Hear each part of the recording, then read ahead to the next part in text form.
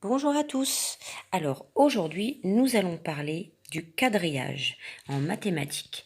Vos parents ont reçu les outils sur lesquels prendre les supports avec l'explication des séances, la séance 38. Donc regardons ce quadrillage ensemble. Premièrement, ceci s'appelle un quadrillage. Nous avons ici les colonnes, ce qu'on appelle les colonnes, les bandes verticales, et là, les bandes horizontales, qu'on appelle également les lignes.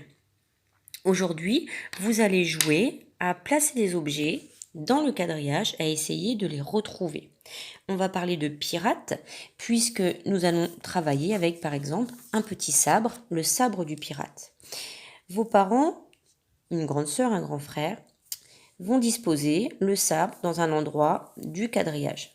Et vous allez devoir essayer d'expliquer où il se trouve de cette manière. D'accord? Ensuite, donc, est-ce que vous savez comment cela s'appelle lorsque deux bandes se croisent? Par exemple, ici, nous allons dire que le sabre se situe dans une case. Tout à fait. Voilà, ça, c'est une case. Donc, pour vous repérer dans le quadrillage, vous allez pouvoir faire la petite activité de recherche qui est sur la petite carte. Donc, le pirate a une carte et il veut retrouver son trésor, son sabre ou autre objet. C'est pour ça que vos parents peuvent faire également un autre objet. Hop, la petite loupe du pirate, le petit chapeau du pirate, ou encore le perroquet du pirate, pour positionner à différents endroits et jouer avec les objets, voir si vous avez bien compris pour situer. Ensuite, alors il est important pour se repérer dans un quadrillage, on change de support, vous allez vous rendre compte qu'il va falloir mettre des repères pour trouver et se repérer plus facilement. Donc les colonnes, nous allons leur donner un nombre de 1 à 10. Colonne numéro 1, 2, etc. Et les lignes, les bandes horizontales, pareil, nous allons leur donner un nom des lettres. La ligne A, B, C, etc.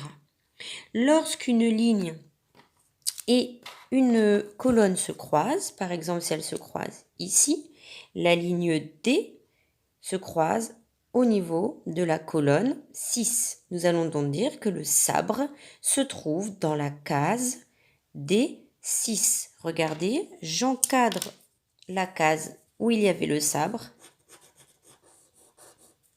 Nous pouvons donc dire que c'est une case lorsque deux bandes horizontales et verticales se croisent. Retenez bien ceci car nous verrons d'autres notions dans la vidéo suivante. Ligne, colonne. C'est parti, à votre tour de jouer pour faire les différentes activités de recherche, les petits jeux et les feuilles de travail.